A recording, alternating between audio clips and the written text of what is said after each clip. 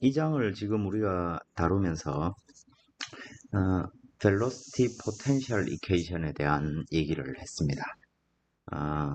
우리가 이 충격파라든지 팽창파 뭐 이런 것들이 존재하지 않는 아이센트로픽 플로우의 어떤 에어포일 뭐 이걸 이어서 이제 윙 이런 걸로 이어지겠죠. 에어포일 유동을 우리가 이해하기 위해서 사실은 이걸 하면서 우리가 얻는 결론이라는 게 양력이 우리가 인컴프레서블에서 2파이 알파라고 배웠던 양력을 1-m 인피니티 스퀘어로 표현할 수 있다. 그리고 이것이 실제와 잘 맞는 이유가 무엇인지 그걸 이제 우리가 지금 다루고 있는 것입니다. 이걸 하기 위해서 결국 1-m 인피니티 스퀘어 라운드 제곱 p 라운드 x 제곱 라운드 제곱 라운드 y 제곱 이렇게 일종의 라플라스 이퀘이션 같은 포텐셜 이퀘이션 이걸 이제 리니얼라이즈드 선형화된 벨로시티 포텐셜 이퀘이션이다.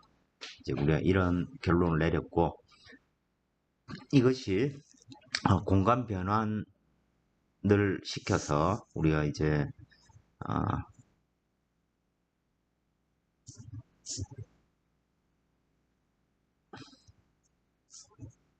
이런 좌표 변환된 공간에 대해서 이식을 생각을 해보면 이게 이제 우리가 공기역학 할 때 배웠던 라플라스 이퀘이션입니다. 이게 이제 인컴프레서블 포텐셜 아이디얼 플로우의 지배 방정식이었죠. 인컴프레서블 인비시드 플로우의 지배 방정식이었고 이걸 만족하는 솔루션으로서 우리가 CL은 2파이 알파라는 관계식을 유도를 했었습니다. 인컴프레서블에서 그죠? 근데 이게 원래 공간으로 돌아가서 생각을 해보면 CL이 루트 1-m 스퀘어 만큼의 비율로 기울기가 증가하게 된다. 이런 걸 우리가 알 수 있었고 실용적으로 이제 이걸 이제 프란틀 글라워트 압축성 보정이라고 부릅니다. 약간 변형된 형태가 존재한다. 이런 것들을 우리가 있습니다. 결과적으로 이 논리만 여러분들이 잘 이해를 하시면 이 안에 있는 것들을 까먹어도 되지 않을까. 기억도 나지 않겠죠. 이번 학기 지나고 나면. 이렇게 원래 continuity equation, momentum equation 둘을 합쳐가지고 에너지 이퀘이션 이게 여기에 적용된 원리라는 게 이제 에너지 이퀘이션에 관한 얘기인데 토탈 엔탈피가 보존된다. 그 관계식이죠. 그걸 이용해서 우리가 식을 하나로 이와 같이 통합할 수 있고 이걸 선형화하기 위해서 중요하지 않은 항들을 다 지우고 나면 최종적으로 이런 식을 얻을 수 있고 경계 조건을 적용해서 이 식을 바로 CFD로 풀 수도 있는 것이고 또 이렇게 얻어진 벨로시티 포텐셜을 가지고 UV를 알게 되면 그죠? 햇이죠. 햇을 알게 되면 그로부터 CP도 이렇게 결정할 수 있게 된다. 이제 이런 얘기들을 이렇게 쭉 했고 그래서 아래와 같은 이런 결론들을 우리가 얻게 되는 거죠. 이런 내용을 우리가 지난 시간까지 공부를 했고 예제 문제 아주 간단한 예제들인데 한번 살펴보면 여기 보면 에어포일이 로우 스피드 여기서 중요한 게 로우 스피드겠죠. 로우 스피드라는 얘기는 이걸 우리가 인컴프레서블로 생각할 수 있겠다 이런 의미로 받아들이셔도 되겠습니다. 로우 스피드인데 서브소닉인 윈드 터널 유동에서 유동 속도가 100피트 per 세컨드 그러니까 약 30m per 세컨드 정도 되죠. 마하수 0.1 정도가 되는 것입니다. 그리고 우리 이 실험이 스탠다드 C레벨 컨디션에서 이루어지고 있다. 그리고 자, 풍동의 조건이라는 것은 결국엔 P 인피니티, 로 인피니티, T 인피니티로 주어진 풍동이 있고, 근데 이 익형 위에 어느 점에서 압력을 측정을 했더니 그게 2102 정도의 파운드 스퀘어 피트 압력을 나타내고 있다는 것입니다. 근데 이제 자유류를 C레벨 컨디션에서 영리 단위계로 표현해 보면 약 2116 파운드 폴스 스퀘어 피트 정도의 압력을 가집니다. 그럼 이때 압력 계수는 어떻게 계산하느냐? 압력 계수의 정의라는 것이 게이지 프레셔를 동합으로 나눈 놈이다. 근데 이 동합이라는 것은 2분의 1 로 인피니티 V 인피니티 제곱입니다. 그러면 밀도는 2.377 슬러그 퍼 큐빅 피트고 속도는 100피트의 제곱이니까 이걸 두 개를 곱해서 계산을 하면 11.89 파운드 스퀘어 피트 압력 동합이 저 정도 된다는 것이죠. 그래서 그걸로 둘 차이를 계산을 해보면 CP가 마이너스 1.18 정도 값을 가진다는 것입니다. 뭐 우리가 앞에서 했던 압력 계수 뭐 정의대로죠. 근데 유동의 속도가 이게 증가를 해가지고 프리스트림 마크 넘버가 약 0.6에 도달을 했다.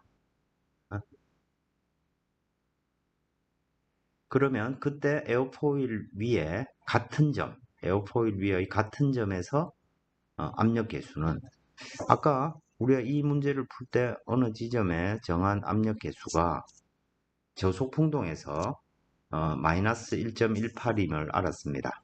마이너스 1.18임을 알았습니다. 근데 이 똑같은 유동 조건, C레벨 컨디션에서 똑같은 상태인데 마하수만 유동 속도가 빨라져가지고 마하수가 증가를 했습니다. 그러면 저 지점의 압력 계수는 어떻게 되겠느냐 이런 얘기죠.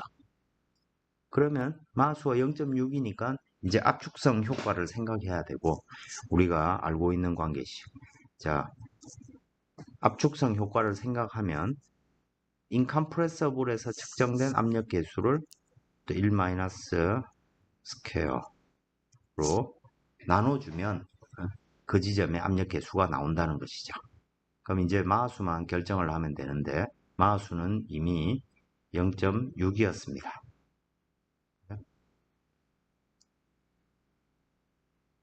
자, 마하수가 0.6이니까 아주 간단하게 우린 CP가 마이너스 1.48이라는 것을 알 수 있는 거죠. 엄청 간단하죠. 그래서 실제로 우리가 배운 우리 학교에 있는 저속 음속 풍동 저게 뭐 최대 마하수가 아마 0.2가 안 되는 정도인데 저 실험에서 압력 계수를 쭉 구해 가지고 그 압력 계수를 가지고 우리가 같은 익형이나 날개에 대해서 고속 비행을 할 때 양력이나 항력이 어떻게 되는지를 이 관계식 그저 루트 1-m 스퀘어 제곱으로 나눠주면 되죠. 그래서 꼭 굳이 마하수 0.6인 풍동에서 꼭 실험할 필요가 없고 저속 풍동에서 실험을 잘 해가지고 이 경우의 모든 점에서의 뭐 어떤 압력 분포를 내가 측정을 했다라고 하면 그걸 가지고 내가 원하는 마하수에서 물론 그러려면 뭐 익형 위에 마하수 0.8 이런 것들은 좀 어렵겠죠. 왜냐하면 충격파라는 물리적 현상이 있고 근데 저속 풍동에서는 충격파가 안 생기니까요. 근데 이제 하이 서브소닉 그래서 마하수 0.6, 0.7 이 정도 유동까지는 우리가 이런 룰에 의해서 압력 계수를 알 수 있고 또 마찬가지로 압력 계수 적분이 양력이나 모멘트니까 그죠?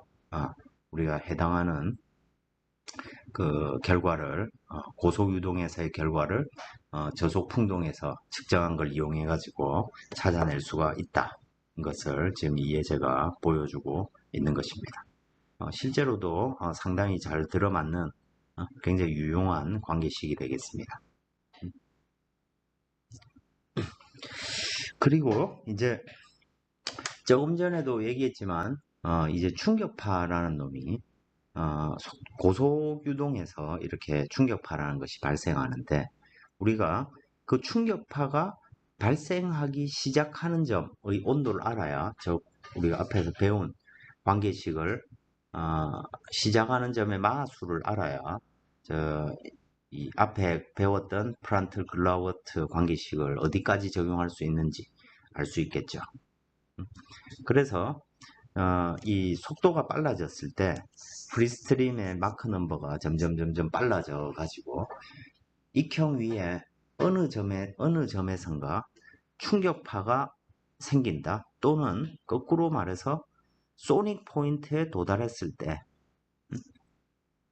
마하수가 이제 1을 넘어서는 유동이 발생하기 시작했을 때 그때 자유류의 마크 넘버를 크리티컬 마크 넘버, 임계 마하수라고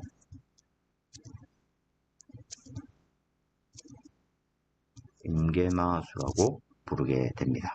그 정의는 프리스트림 마크 넘버를 말하는데 어떤 때 소닉 폴로가 처음으로 나타났을 때, 그래서 예를 들어 요 옆에 오른쪽 그림을 보면 일단 자유류 마하수가 0.3일 때 유동이 표면을 따라 공면을 따라 흐르면서 가속이 되고 그때 어느 점에서 마하수가 최대값이 0.435에 이르렀다고 치겠습니다.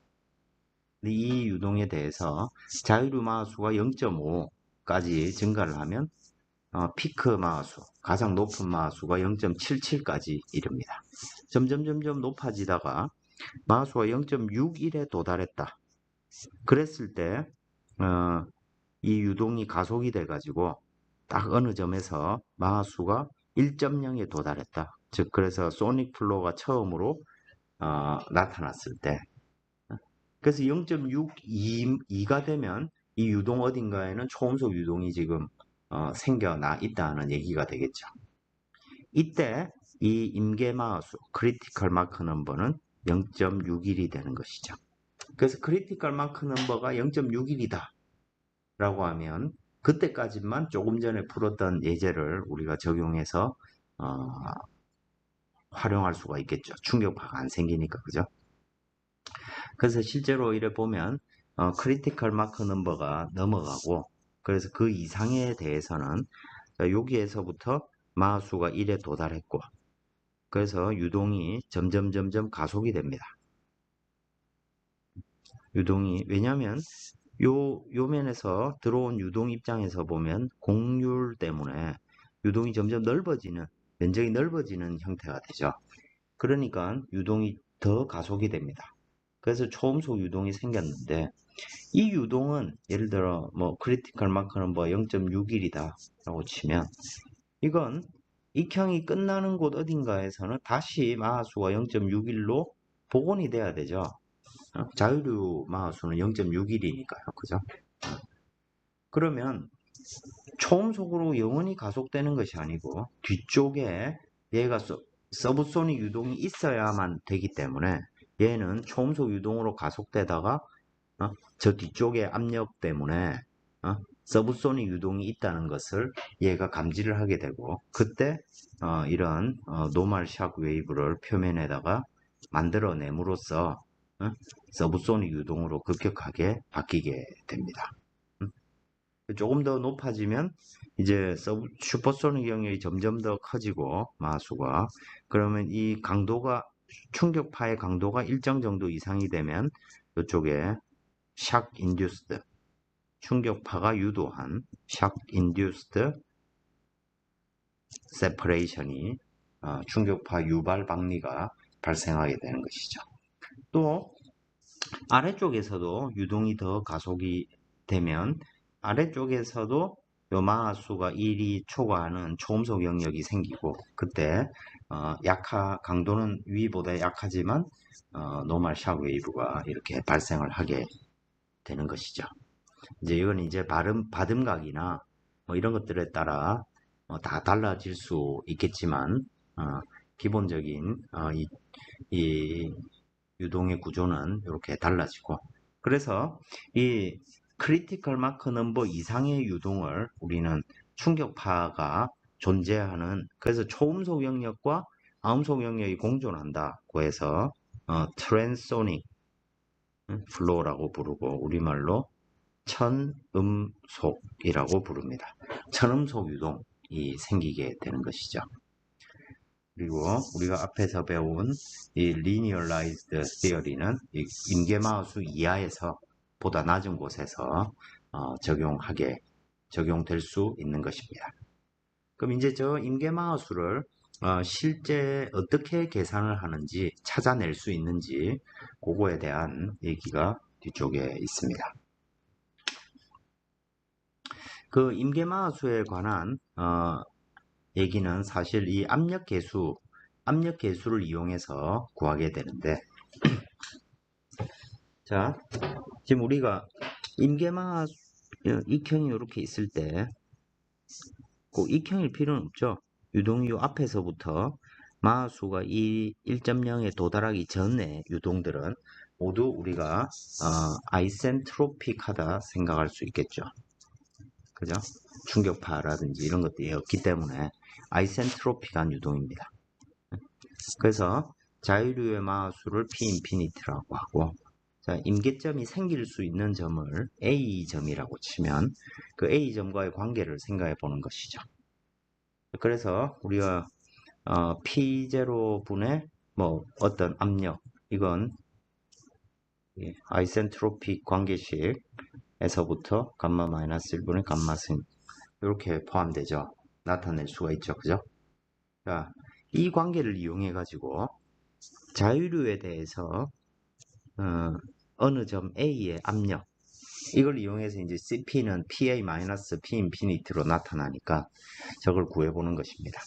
그러면 이걸 이용하기 위해서 그 스태그네이션 프레셔를 이용해서 아이센트로픽 관계식을 적용해 보면 PA 오버 P0, P 인피니티 오버 P0 이렇게 표현될 수가 있고, 그러면 여기에서부터 P0분의 P가 아니고 P분의 P0죠. 그지? 그렇게 해서 위에 요 식은 위에 분자에 있고 PA 오버 P0는 분모에 들어가는 형태가 될 겁니다. 그리고 압력계수, 점 A에서 압력계수는 앞에서 해봤듯이 감마 M 스퀘어 분의 2 PA 오버 P 인피니티 마이너스 1로 표현됩니다.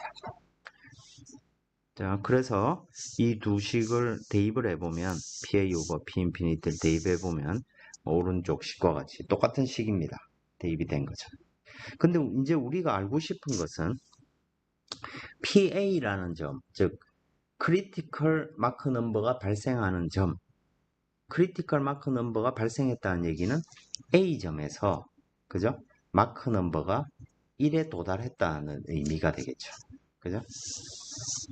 그래서 이 그때의 마크 넘버가 크리티컬 마크 넘버, 자유류의 마수가 크리티컬 마크 넘버가 되고, 그때 고지점 A 지점의 압력을 크리티컬 프레셔 코에피션트라고 정의를 한다면 CPA A점의 크리티컬 포인트가 되니까 CP 크리티컬 포인트는 MA에, 왜냐하면 고지점에서 마수가 1이 됐다는 얘기니까요.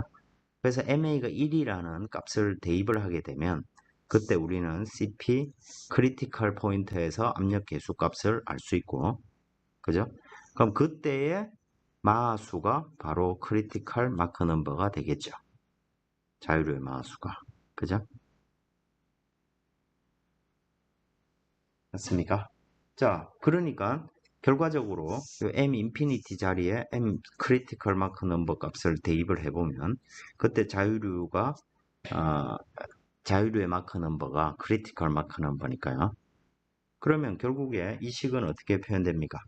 여기에 CP 크리티컬 포인트에서 압력 계수는 오직 크리티컬 마크 넘버의 함수로만 표현된다는 것이죠. 이 식을 가만히 보면 지금 어쨌든 형상이 어떻게 생겨먹었든지 간에 우리는 저 크리티컬 포인트에서 마하수가 1에 도달하는 점이라고 했습니다. 그죠? 그리고 그때 압력 계수를 CP라고 했는데, 근데 이 식을 가만히 보면 예를 들어 크리티컬 마크 넘버가 정해지면 그때 해당되는 압력 계수 값이 정해지는 거죠. 그래서 에어포일의 모양하고 아무 상관없이 크리티컬 포인트에서의 압력 계수 값은 에어포일 모양하고 아무 상관이 없다는 것입니다. 그러니까 크리티컬 마크 넘버도 에어포일 모양하고 상관이 없느냐? 그러니까 이제 거기서 이제 문제가 생기는 거죠. 자, 여기에 보시면 자, 방금 조금 전에 우리가 요 축을 X축을 자유로의 마하수라 하고 Y축을 압력 계수라고 생각을 했습니다. 그럼 요건 마이너스가 이쪽이 마이너스 방향이죠. 뒤집어 그린 겁니다. 그러면 그때 우리가 조금 전에 유도했던 크리티컬 CP 값은 마크 넘버의 함수인데 그냥 쭉 그려질 수가 있겠죠. 그죠? 이 라인에 이런 식으로 그래프가 그려질 수가 있습니다.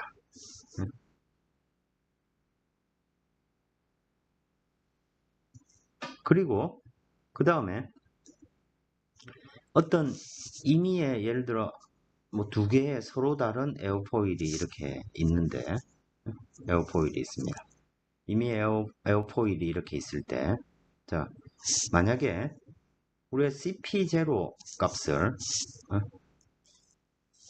두 지점의 어떤 풍동 실험을 통해 가지고 CP를 쭉 측정을 해 가지고 예를 들어 그냥 요 얇은 익형을 생각을 해 보겠습니다. 얇으니까 그죠? CP 값도 낮겠죠. 공률이 낮으니까 그죠? 낮은 CP 값으로 마수가 증가할수록 이 CP0 값이 아주 저소에서는 일정한 값을 가질 겁니다. 근데 이 CP 값은 어떻게 바뀝니까? CP0를 자 이렇게 생각을 해보는 거죠. 마수가 익형 표면에서 마수를 측정했는데 마수가 커진다. 마수가 커진다는 얘기는 즉 유동의 속도가 빨라진다는 얘기는 압력 계수가 줄어든다는 얘기죠. 서브소닉에서 그죠?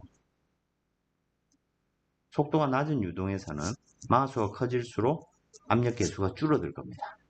그래서 우리는 최소값 미니멈 프레셔 포인트의 값을 CP0라고 하면 그 CP0는 이렇게 바뀌어질 수가 있겠죠. 자, CP0인데 인컴프레서블에서 우리가 측정한 CP0를 루트 1-m 인피니티 제곱하면 이 CP0 값이 얻어질 수가 있겠죠. 그죠?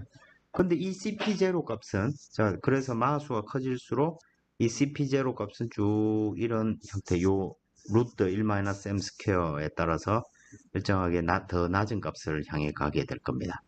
그죠? 그래서 두 지점이 딱 만났다. 이 얘기는 뭔 말이냐면 최소 압력 값이 우리가 앞에서 구한 CP 크리티컬 포인트에 대한 이 관계식을 보다 압력이 더 낮아졌다는 얘기죠. M 크리티컬 thin 요 포인트를 딱 교차하는 요 지점을 지나는 순간 날개의 어딘가는 크리티컬 CP보다 더 낮은 값이 있다는 얘기죠. 그 얘기는 뭔 말이냐면 마하수가 더 높은 값이 있다는 얘기입니다. 마하수가 1보다 특정한 마하수가 정해졌을 때 예를 들어 이런 점을 한번 생각해 보겠습니다. 예를 들어 이 점을 뭐 마하수 0.4라 생각해 보겠습니다. 그럼 마하수 0.4일 때 크리티컬 마크 넘버에 도달하려면 날개 위에 즉 날개 위에서 마하수 1이라는 점에 도달하려면 어떤 점이 이 CP 값 여기에 해당되는 이 CP 값보다 더 낮아야 거기에 유동이 마하수가 1보다 큰 값이 존재한다는 것인데, 실제 익형의 가장 낮은 압력값이 여기에밖에 없단 말이죠. 그러면 얘는 아직 유동이 충분히 가속되지 못했다는 얘기죠. 압력이 충분히 낮지 못하다는 얘기니까. 그죠? 근데 마하수가 커질수록 마하수가 0.7, 0.6 정도에 도달했다라고 하면, 그럼 예를 들어서 0.6 정도에 도달했다. 그러면 당연히 조금만 더 가속이 돼도, 그죠? 자유류 압력이 그대로 유지되고 있을 때 조금만 더 가속이 되면 마하수 1에 도달할 수 있으니까 압력도 조금만 더 낮아지면 되죠. 그죠? 그래서 CP 값은 상대적으로 낮은 값에 크리티컬 그 프레셔 코에피션트가 결정이 되는 것이고, 이 익형 위에 어느 점은 마하수가 증가할수록 제일 낮은 점은 이와 같은 룰에 의해서 그냥 뭐 요거라 생각하면 됩니다. CP 루트 1-M1 스퀘어인데 이게 인컴프레서블이죠. 그럼 압력 분포는 점점 루트 마하수가 커질수록 루트 1-M 스퀘어가 그 점점 작은 값으로 가죠. 그러니까 그 압력 계수는 마이너스 값은 그 크기가 점점 작아질 겁니다. 그래서 이런 증가하는 그래프가 될 거고, 또 CP0가 두꺼운 익형이다. 익형이 이래 두껍다. 그러면 초기에 유동이 가속되는 게 같은 마하수면 더 많이 가속이 되니까, 그죠? CP0는 더 낮을 겁니다. 그리고 그 놈은 또 똑같은 룰에 의해서 이렇게 적용이 될 테고, 그래서 thick airfoil은 이렇게 적용이 그래프가 증가하게 되겠죠.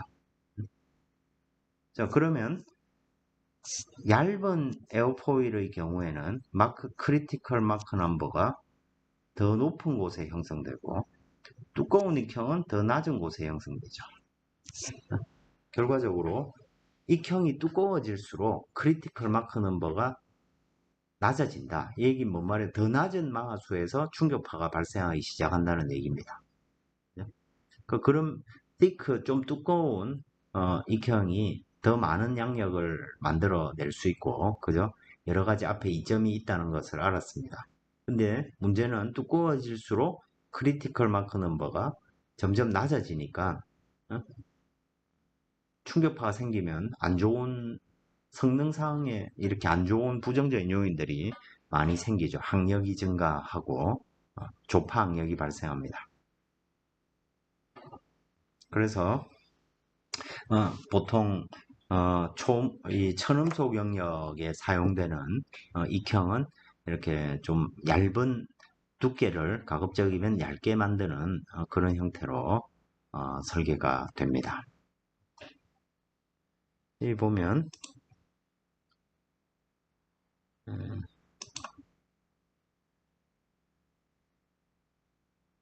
유튜브를 잠깐 보면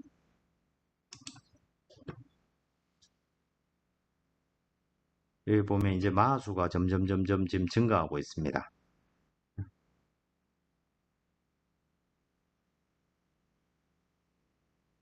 자, 여기에 보시면 예를 들어 자, 요게 이제 유동이 여기서 이제 이게 등 압력선입니다. 압력이 같은 곳이죠. 그래서 여기서 유동이 앞에서부터 와가지고 위쪽으로 유동이 가속이 돼가지고 점점 압력이 낮아지게 됩니다. 그러다가 어느 순간이 되면 여기에 빨간색이 더 많이 생기죠. 이건 뭐냐면 이게 이제 여기서 드디어 이제 초음속 영역이 생기고 이 등고선의 요 간격이 매우 좁아지고 있죠. 그죠? 등고선의 간격이 좁아진다는 얘기는 압력이나 마하수의 변화가 아주 급하게 일어난다는 얘기가 되겠습니다. 그래서 더 커지면 여기 이제 충격파가 이제 눈에 보이는 형태로 나타나죠. 그럼 이미 마하수 0.7이면 상당히 눈으로 식별이 가능한 정도의 초음속 유동이 발생을 하게 됩니다. 그래서 사실 크리티컬 마크 넘버는 여기서 이제 찾아내야 되는 거죠. 0.71 정도 되겠네요. 뭐 알 수는 없죠. 저기서 압력값을 찾아가지고 그 압력값이 크리티컬 마크는 프레셔 코에피션트보다 낮은지 큰지 이런 걸 찾아내야 알 수 있는 것이죠. 그래서 임계마하수는 약 0.7 정도 될 것 같다 는 것이고, 이 그림만으로 보면 이제 마하수가 더 커질수록 여기에 아주 강력한 충격파가 익형 위에 이렇게 발생을 하게 됩니다. 이 앞부분은 빨간 영역은 이제 초음속 영역이 되고, 이 뒤쪽은 다시 자유류의 마하수로 아음속으로 수직 충격파를 통해서 낮아지게 되는 것이죠. 점점 커지면 이놈이 마하수 0.9 정도 가면 거의 익형 위의 거의 대부분의 영역이 초음속 영역이 되고, 유동 바깥으로 상당히 큰 초음속 구간이 발생하고, 요 흰색 선 여기에 이제 아주 엄청나게 큰 수직 충격파가 발생을 하는 것이죠. 그리고 아래쪽에서도 이제 충격파가 생겨 나왔습니다. 그러면서 이제 마하수가 거의 1에 가까운 유동이 되면 이제 여기엔 유동이 엄청나게 가속이 돼서 경사 충격파가 여기서 이제 발생을 하게 되고, 그 마하수가 조금 더 낮아졌죠. 그래서 1에 매우 가까운 값이 됐고, 다시 서브소닉 0.98 정도까지로 줄어야 되니까 여기서 약한 충격파가 하나 더 생기게 되는 것입니다. 그러다가 이제 마하수가 1을 초과했고, 그러면 이제 마하수가 1.2, 1.3 정도 이렇게 되면 이 앞쪽에 이제 수직 충격파가 이렇게 쭉 생기게 되는 것입니다. 그리고 이 뒤쪽은 완전한 아주 강력한 마하수가 상당히 높은 값으로 가속이 되는 거죠. 그래서 여기서 수직 충격파 이렇게 생기면 이 앞부분에 압력이 엄청나게 올라가겠죠. 그러니까 항력도 그에 따라서 엄청나게 증가하게 될 겁니다. 그래서 마하수가 더 커지면 점점 더 가까워지고 충격파의 강도는 훨씬 더 강력해지는 형태로 나타나겠죠. 그래서 마하수 1.5 이상 되면 이 앞쪽을 이렇게 뾰족하게 만들어서 이제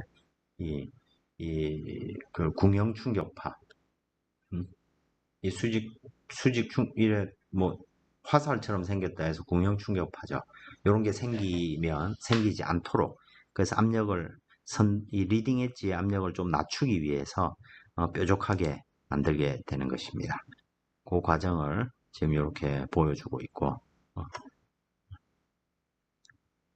어, 충격파가 점점점 뭐가 작아지는 것 같지만 이 사이의 강도의 차이는 점점 더 시리어스하게 커지게 되는 걸 이렇게 볼 수가 있습니다. 또 그 다음 거는 이제 CFD를 이용해서 이제 크리티컬 마크 넘버를 계산하는 과정에 관한 얘기입니다.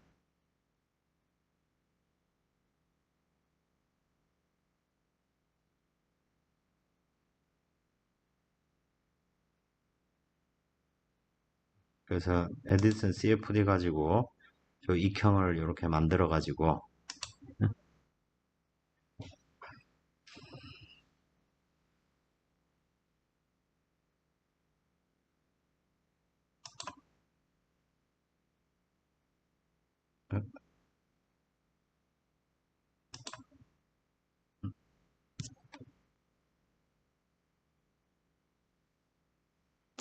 드랍을 해버렸네요.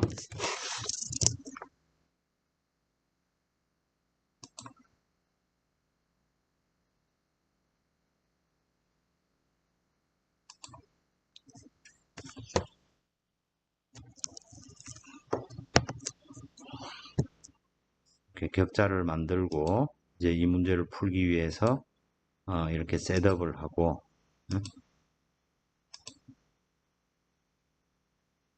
그래서 각각의 마우스에 따라서 쭉 스윕을 이렇게 쭉 할 수 있을 거고, 그죠?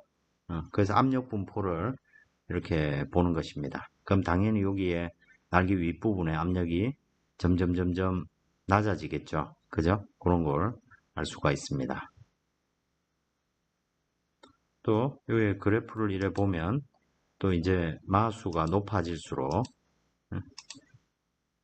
그 충격파가 어느 구간에서 생기는 걸 볼 수가 있는데, 그래서 저 결과로부터 압력이 가장 낮은 곳에 CP 값을 이렇게 쭉 찾아낼 수가 있죠. 그죠? 그리고 책에 있는 방정식에 쭉 CP 값은 마하수에 따라 그냥 산수를 하면 되겠죠. 그래서 그 두 개가 딱 교차할 때, 그때의 마하수를 찾아내게 되면, 우리가 원하는 크리티컬 마크 넘버를 찾아낼 수 있다. 뭐 이제 이런 얘기가 되겠습니다. 그래서 유튜브에 에디슨 전 실습 요 제목으로 여러분들이 검색을 해보시면 그 결과를 찾을 수가 있습니다. 이 과정을 여러분들이 보실 수가 있습니다. 그걸 참고해서 활용을 하시기 바라겠습니다.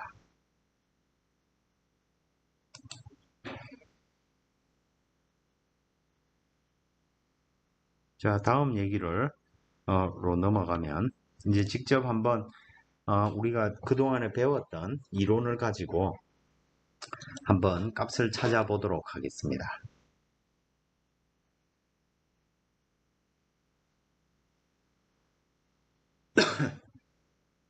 이 예제는 우리가 잘 아는 나카 0012 에어포일이 되겠습니다.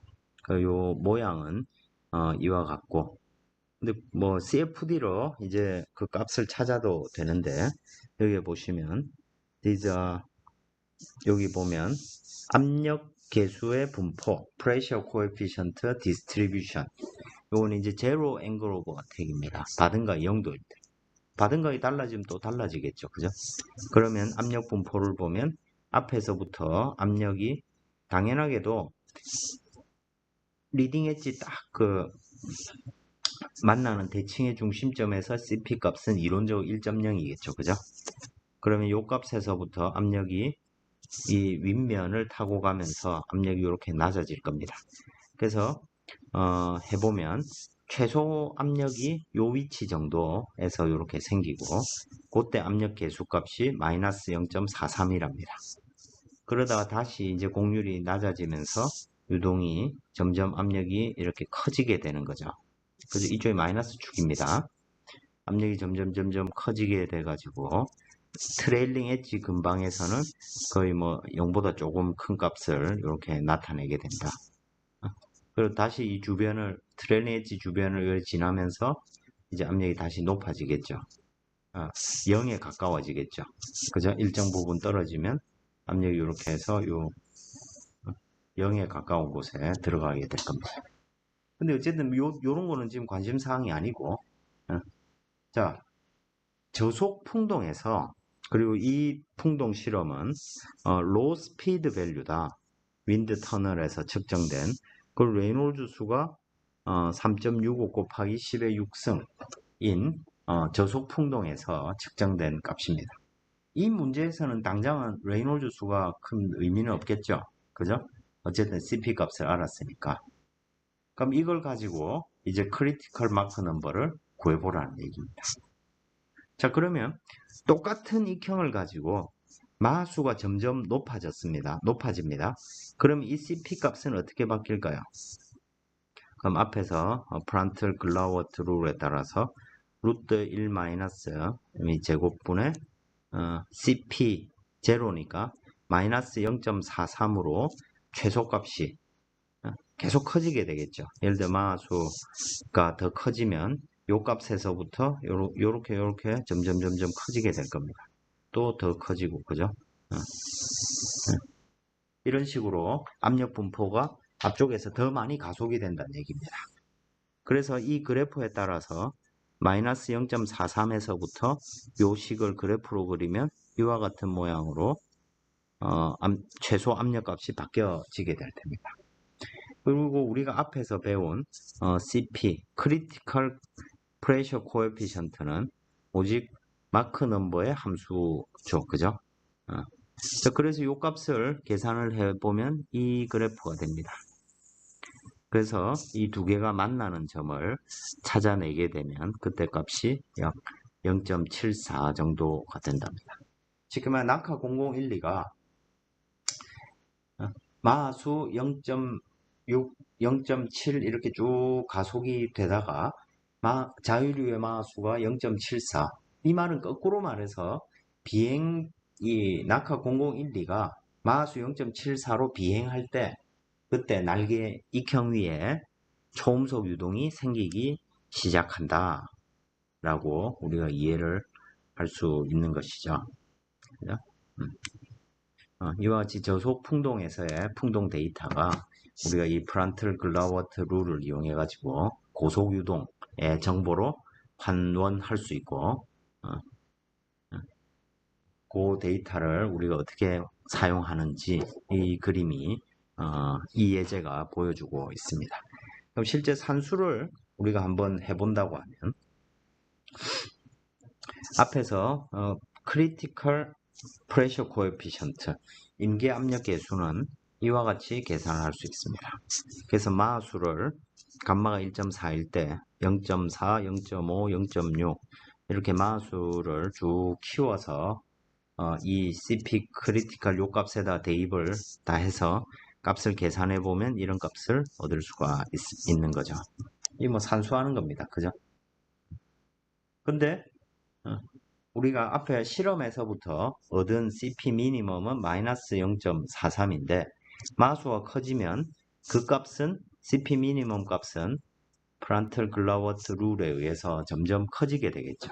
그 값은 마이너스 0.43, 0.439, 469, 538, 717 이런 식으로 커지게 되죠.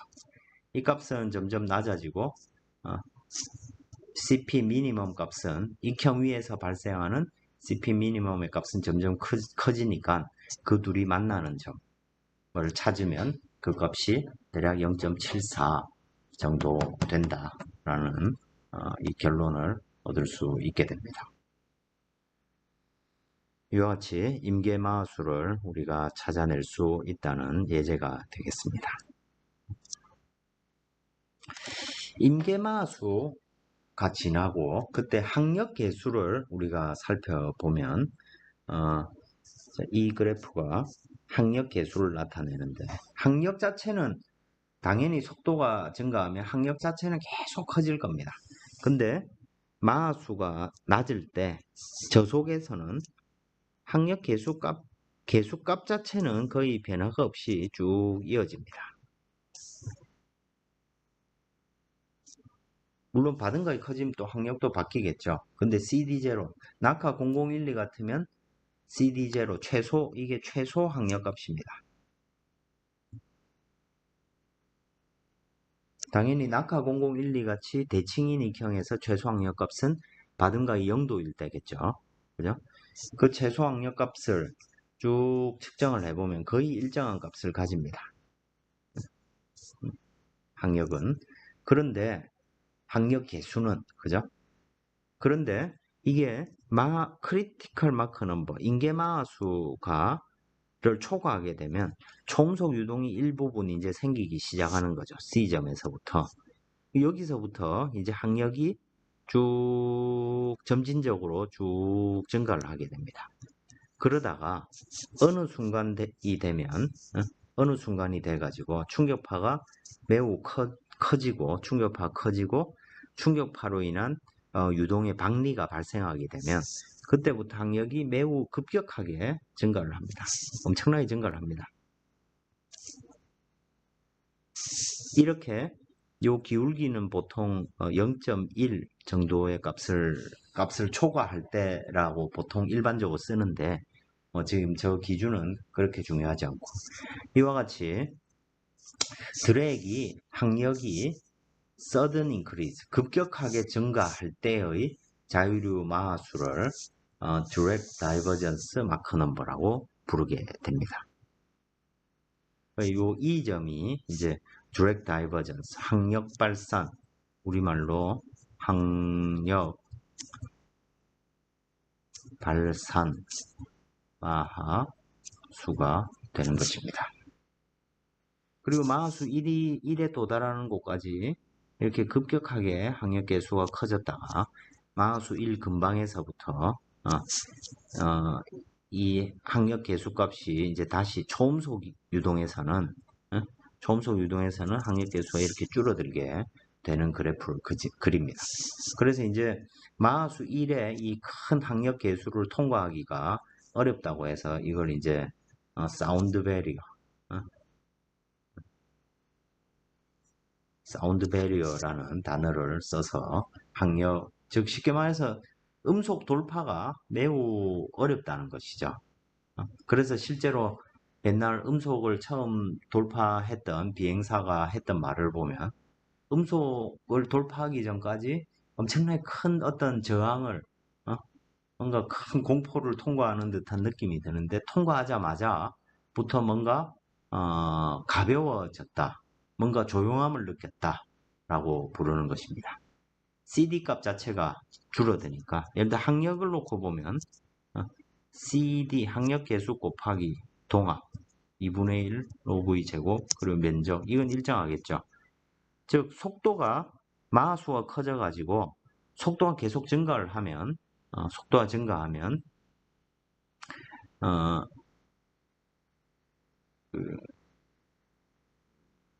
자, 마하수로 표현을 해보면 로 v 인피니티 제곱인데 요 놈은 로 앞에서도 유도했던 겁니다.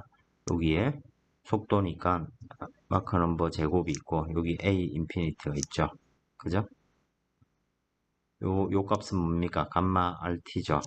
그죠? 그럼 로 rt는 p 인피니티니까 그죠? 이건 cd고 여기에 2분의 1 p 인피니티가 오겠죠. 그죠? 그리고 여기에 감마 m 인피니티 제곱 a가 되는 것입니다. 그죠? 그러니까 만약에 p 인피니티가 일정하다, 이 얘기는 고도를 일정하게 해가지고 내가 마하수를 증가시킨다. 그러면 항력 계수라는 것은 cd 곱하기 마크 넘버 제곱에 비례하는 거죠. 이놈은. 그죠? 그러니까 마크 넘버 제곱은 마하수와 가속, 걔가 0.9든 1이든 1.2든 상관없이 계속 증가를 하는데 cd 값이 급격하게 드랙 다이버전스 마크 넘버 이후에 CD 값이 엄청나게 증가를 하는 거죠. 그러니까 항력이 실제로 느껴지는 항력은 점진적으로 이 항력이 증가를 하다가 m 스퀘어에 비례해서 증가를 하다가 그죠? 이 항력 계수 값이 이제 급격하게 증가를 하니까 더 많은 항력을 느끼게 되겠죠. 그죠? 그래서 항력이 급격하게 증가하다가 사운드 베리어를 딱 넘는 순간 CD 값이 이제 줄어듭니다. 그러니까 이 비행사 입장에서는 항력이 계속적으로 CD M 스퀘어 M 제곱에 비례해서 항력이 커지다가 갑자기 이렇게 그 증분이 줄어드니까 뭔가 가속되는 듯한 느낌을 받는 거겠죠. 그죠? 큰 항력 말고 뭔가 좀 가벼워진 그런 느낌을 받게 되는 것이죠. 물론 전체 악력은 계속적으로 커지게 될 겁니다. 이와 같이 익형 위에 이 익형 위에 충격파 영역이 이렇게 발생하고 유동의 세퍼레이션이 이제 발생하게 되면 충격파 박리로 인한 충격파가 유도한 박리로 인해서 압력이 낮아지겠죠. 그죠? 박리 유동 내에서는 압력이 낮아져서 후방의 압력이 더 낮으니까 항력이 되는 것이고 이 초음속 유동이 발생하는 요 전체적인 면에서는 압력이 딴 곳에보다 낮기 때문에 그 힘은 이게 다 조파 항력이라고 부르는 항력이 되는 것입니다. 이 결과가 아주 드라마틱한 어떤 결과를 보여주는 거죠. 그러면 양력은 어떻게 되냐면 양력 계수의 기울기가 예를 들어 양력 계수의 기울기는 incompressible-에서 2파이일 겁니다. 거의 비슷하게 가다가 이제 이놈은 기울기 자체는 2파이 루트 1-m 스퀘어가 되죠. 그죠? 그래서 이놈은 기울기가 점점 커지게 되겠죠. 그죠? 근데 요거는 충격파가 이렇게 급격하게 생기기 전까지는 이 룰에 따라서 CL이 증가를 하게 됩니다. 그냥 2파이를 하지 말고 CL이라고 하죠. 그럼 이렇게 증가를 하다가 충격파가 딱 생기면 요 CL도 이렇게 1-m 스퀘어만큼 증가하는 것이 아니고 CL은 낮아지게 됩니다. 그러니까 CL 오버 CD를 그려보면 그래프가 어떻게 되냐면 마하수에 따라서 이 값이 낮은 곳에서는 천천히 이렇게 증가를 하다가 M 크리티컬부터 이 양항비는 급격하게 증가를 하게 됩니다. 근데 디렉트 다이버전스가 지나면 이 분모에 해당되는 CD가 훨씬 빨리 증가를 하는 거죠. 그래서 이 구간에서부터 확 낮아지게 되는 거죠. 양항비가. 그래서 실제 이 최대값 CL 오버 CD 양항비가 최대가 되는 지점은 디렉트 다이버전스 거의 직전에 존재합니다. 즉, 이 그림상에서 C부터 E 구간, 좀 더 안심하자면 C부터 D 구간에서 최대 양항비가 발생하게 됩니다. 자, 양항비는 레인지, 즉 항속거리라든지 연비 이런 거가 직결되는 변수죠. 그죠? 그래서 대형 항공기들이 보통 비행하는 구간이 마하수 0.8 후반대 정도가 됩니다. 최근에 설계되는 대형 항공기들의 디렉트 다이버전스 마크 넘버는 0.9 정도에 해당되는 값에 있습니다. 그러니까 최신 대형 항공기들이 실제 0.8 초반 또는 중반 정도의 마하수를 가지고 우리나라에서 공중에 올라가서 순항을 할 때는 마하수 0.8 얼마 정도의 상태로 비행을 하게 됩니다. 그리고 그때는 날개 위에 약한 충격파가, 왜냐하면 크리티컬 마크 넘버를 지난 상태이기 때문에 날개 위에 약한 충격파가, 즉 약간의 초음속 구간이 존재하는 상태로 비행을 하게 되는 것이죠. 그죠? 이러한 이유로 인해서 이 항공기 날개 설계할 때 크리티컬 마크 넘버가 얼마냐, 디렉트 다이버전스 마크 넘버가 얼마냐 하는 것은 상당히 중요한 관심사가 되는 것입니다. 그래서 이 디렉트 다이버전스 마크 넘버는 통상적으로 날개 모양이 이렇게 결정을 하게 되고, 그래서 결국 크리티컬 마크 넘버나 디렉트 다이버전스 마크 넘버는 더 큰 값을 가지는 게 더 좋겠죠. 예를 들어 마 0.8이다 라고 하면 0.8 이후에 비행체가 가속이 되다가 마하수 0.8을 초과하게 되면 항력이 막 급격하게 증가한다는 얘기고, 디렉트 다이버전스 마크 넘버가 0.9다 그러면 0.9 이후라야 항력이 급격하게 증가하니까 0.9까지는 낮은 항력으로 비행을 할 수 있다는 것이죠. 그죠?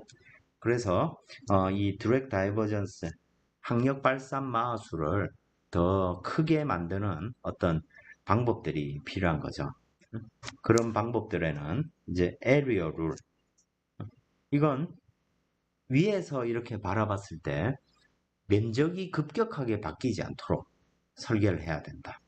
그 다음에 슈퍼 크리티컬 에어포일, 이건 크리티컬 마크 넘버를 높인, 즉 초음속 구간을 가급적이면 늦게 발생하도록, 초음속 구간은 곡률과 연관되어 있죠. 그래서 이 슈퍼 크리티컬 에어포일의 모양이 꼭 그 올챙이처럼 위가 이렇게 납작한 이런 모양을 가집니다. 윗면이 납작한, 그래서 꼭 그 지붕 모양이라고 루프탑 쉐입이라고 부릅니다. 위가 이렇게 윗면은 납작하고 아랫면이 훨씬 더 볼록한 그런 형태의 익형. 그러니까 초음속 크리티컬 마크 넘버를 높일 수 있도록 설계된 익형을 슈퍼 크리티컬 초임계 익형이라고 부르는 거죠. 슈퍼 크리티컬이니까 우리말로는 초임계가 됩니다. 스웨프트 윙은 날개를 뒤로 젖히는 겁니다. 날개를 뒤로 젖힘으로써 날개가 맞닥뜨리는, 즉 날개의 곡률이 높은 면으로 유동이 타고 들어올 때 그때 느끼는 마하수는 상대적으로 수직 성분만 생각을 하면 되니까 상대적으로 낮은 마하수를 경험하게 된다는 것이죠. 그래서 대부분 대형 항공기들이 후퇴각을 상당히 많이 이렇게 갖고 있죠. 그죠? 그 항공기 모양들을 떠올리시면 될 것 같습니다. 자, 그거를 이 Direct Divergence 마크 넘버의 어떤 변화 모양입니다. 예를 들어 여기 보시면 이제 낙하 231호입니다. 231호니까 두께가 15% 두께를 가진 익형이 되겠죠. 그죠? 자, 그때 이놈이 받음각이 0도일 때를 한번 보겠습니다. 이놈은 양력 계수입니다. 그 마하수가 여기서 0부터 쭉 마하수가 이렇게 1까지 증가되는 그래프입니다. 여기 보시면 받음각이 0도다. 그리고 얘는 캠버가 있는 놈이죠. 그죠? 캠버가 있는 놈이니까 자, 받음각 0도일 때 여기에 보시면 양력계수가 0.2 정도 됐습니다. 그리고 얘는 그래프가 알파가 있을 때 CL이 있으면 받음각 0도일 때 0.2니까 0.2 정도 되는 이런 그래프가 되겠죠. 그리고 이런 모양을 가지게 될 겁니다. 근데 받음각이 올라갈수록 이놈은 0.3, 0.4 뭐 이런 식으로 이 선을 따라 증가를 하겠죠. 그죠? 그리고 마하수가 0.5, 0.6 이렇게 증가할수록 이 CL 값이 증가합니다. 이 얘기는 무슨 말입니까? 이 그래프가 조금 기울기가 이렇게 증가를 한다는 얘기죠. 그죠? 자, 똑같은 받음각에서 더 높은 양력을 가진다는 겁니다. 그러면 여기서 받음각을 일단 고정을 시켜놓고 생각을 해보면 0도에서부터 이놈이 이렇게 증가를 하다가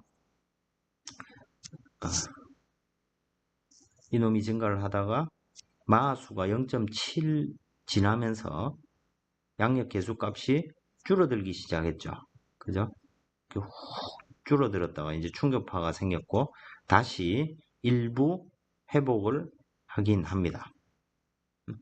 오히려 마 0.8, 0.9에서는 양력이 0, CL이 0인 것을 내려와서 밑으로, 오히려 거꾸로 밑으로 저기 아래로 중력 방향을 향하는 양력을 만들어내고 있죠. 그죠? 시리어스한 겁니다. 그죠?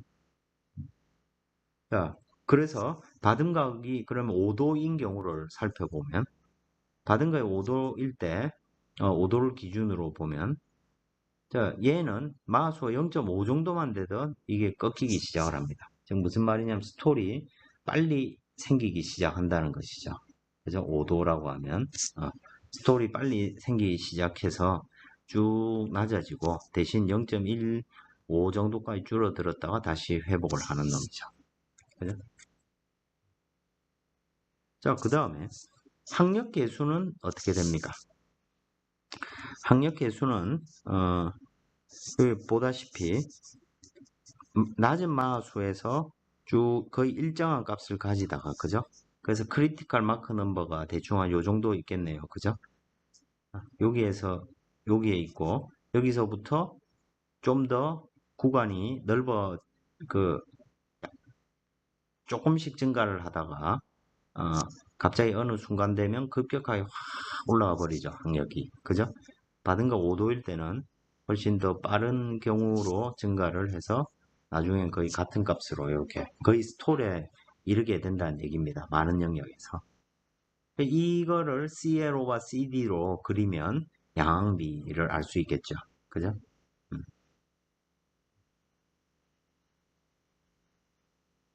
그래서 이거 같은 경우에는 양항비가 예를 들어 받은각 0도를 기준으로 놓고 보면 양항비가 제일 좋을 때가 한 0.7 정도 되겠네요.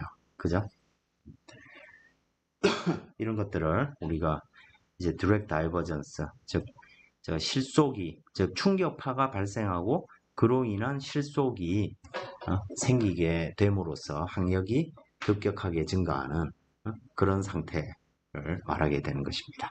그래서 이제 우리가 두 가지 중요한 지표, 크리티컬 마크 넘버랑 디렉트 다이버전스 마크 넘버에 대해서 시간에 살펴봤습니다.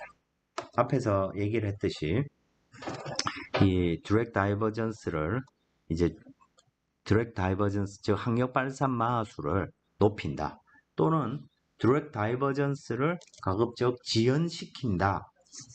지연시키기 위해서는 이제 에리어 룰이라든지 슈퍼 크리티컬 에어포일, 그리고 스웨프트 윙, 이런 것들을 우리가 사용을 하게 되는 것입니다. 자, 여기서 보면 에리어 룰은 뭐냐면 면적을 가급적이면 여기에서 보다시피 이렇게 불연속적으로, 예를 들어 이런 건 이제 위에서 이제 바라봤다고 생각을 하겠습니다. 그럼 우리 초음속 전투기 같은 놈들이, 그죠?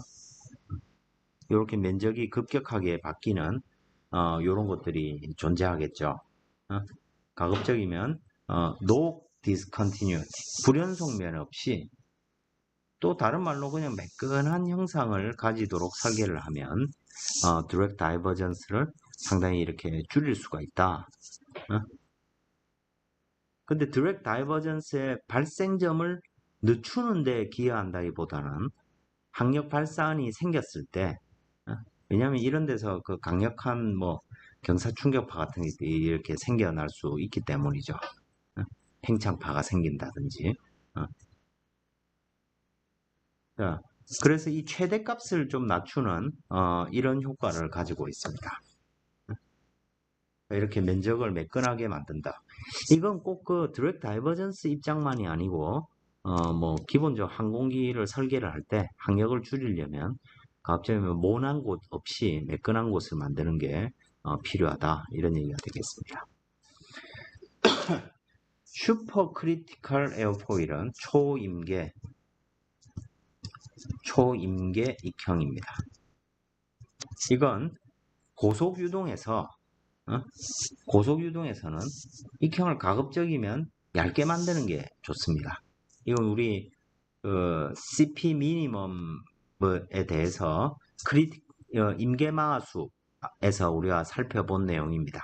가급적 얇게 만들면 좋겠는데, 문제는 너무 얇게 만들면 구조적으로도 문제가 있고, 또 저기에 뭐 연료를, 보통 항공기 날개에 연료를 싣고 간다든지 엔진을 붙인다든지 뭐 그런 것들이 있기 때문에 너무 얇게 만들 수가 없는 거죠. 그래서 한도가 분명하고, 그래서 이제 형상 설계를 이제 디렉트 다이버전스 넘버를 디렉트 다이버전스를 지연시키도록, 즉 충격파가 생겼을 때 그 뒤쪽에 박리 유동을 최소로 하기 위해서 충격파가 가급적이면 뒤쪽에서 생기도록, 그래서 이제 앞쪽을 평평하게 이렇게 만드는 그런 개념으로 설계된 익형이 초임계 익형입니다. 여기 보다시피 일반적으로 우리 그 낙하 시리즈 익형들을 보면 예를 들어 똑같은 마하수일 때 유동이 많이 가속이 됩니다. 앞쪽에서. 그러다가 이제 초음속 영역이 이렇게 생기고 이놈이 다시 압력이, 충격파를 통해서 다시 압력이 이렇게 증가하는 경향을 가집니다. 근데 이제 초임계 익형은 같이 위쪽에서, 요 앞쪽은 이렇게 동그란 느낌인데, 그죠? 여기는 이제 평평한 느낌입니다. 이렇게 만들므로써 압력이 증가되다가 더 이상 계속 증가하는 게 아니고, 계속 증가를 했다면 요 앞쪽에서 충격파가 생겼을 겁니다. 근데 그렇게 되지 않고 압력의 변화가 별로 없도록 평평하게 만들어서 뒤쪽에서 이렇게 압력이 증가하도록 이렇게 만들므로써 충격파의 강도를 약화시키고 박리 영역을 최소로 하는 것이죠. 이렇게 설계를 하게 되면, 자, 마하수에 따라서 항력 계수를 그렸습니다. 자, 앞쪽에 왼쪽에 있는 게 64215 익형이라고 하네요. 그러면 요 익형은 마수가 약 0.66 정도, 여기에서 드랙 다이버전스가 이렇게 발생하기 시작을 합니다. 즉 충격파가, 강한 충격파가 0.66 정도부터 해서 생긴다는 얘기입니다. 근데 두께가 13.5%임에도 불구하고 이와 같이 슈퍼 크리티컬 에어포일은 거의 한 0.77, 78 정도까지 디렉트 다이버전스 넘버, 마크 넘버가 커졌죠. 그러니까 이때까지는 충격파로 인한 항력 증가 효과가 미미하다는 얘기입니다. 굉장히 큰 값이 되는 것이죠. 그죠? 크게 증가를 했고, 요즘엔 저게 디렉트 다이버전스 마크 넘버가 거의 뭐 0.8 후반대까지도 증가시킨 익형들이 설계되어 있습니다. 이와 같이 이게 가장 효과적인 방법입니다. 천음속 영역을 비행하는 항공기는 이렇게 슈퍼 크리티컬 초임계 익형을 이용하는 것이 항력 발산을 최대한 지연시키는데 매우 효과적이다, 이런 얘기를 할 수 있는 것이죠.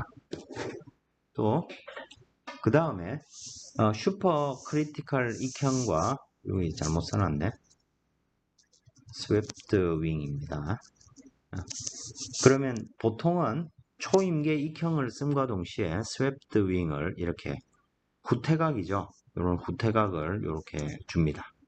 이 후퇴각이 주어지면 어떤 효과가 있냐면, 실제로 자유류가 이렇게 불어왔을 때 이 앞쪽을 보면 리딩 엣지를 기준으로 리딩 엣지의 이제 수직한 방향으로 이런 날개 모양이 볼록하게 되어 있죠. 그죠? 익형이 볼록하게 되어 있습니다. 그래서 여기서 들어온 유동이 여기를 타고 넘어갈 때는 이 안쪽으로 이렇게 표면을 따라 흐를 때는 물론 딱 정확하게 수직은 아니지만 우리가 이 표면을 따라서 이렇게 넘는다. 그래서 이 단면을 딱 잘라보면 그놈의 익형의 단면적이 이런 우리가 슈퍼 크리티컬 에어포일 익형의 모양이 나온다는 것이죠, 여기에. 그래서 실제로 이 익형 성능의 입장에서 보면 실제 의미 있는 놈은 요 놈 성분인 거죠. 그러면 요 평행한 성분, 요 날개의 스팬으로 요 평행한 성분으로는 실제로 뭐 그냥 높낮이의 변화가 없죠. 곡률의 변화 없이 그냥 쭉 흘러간다고 생각을 할 수 있는 겁니다. 그래서 이렇게 수직한 속도 성분이 스웨프트 앵글이 커질수록, 그죠? 람다가 커질수록 요 각도가 어떻게 됩니까?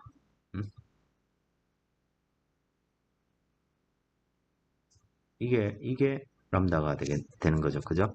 즉 사인 람다만큼의 성분만 요 익형의 의미가 있는 거죠. 그래서 예를 들어 마크 넘버 1.0으로 비행을 한다 했을 때 수액 각도가 뭐 30도다. 그러면 코사인 30도만큼의 마수가 요 단면에 영향을 주는 셈이 되는 거죠. 그러니까 당연히 상류의 마수를 낮추는 효과가 생기겠죠.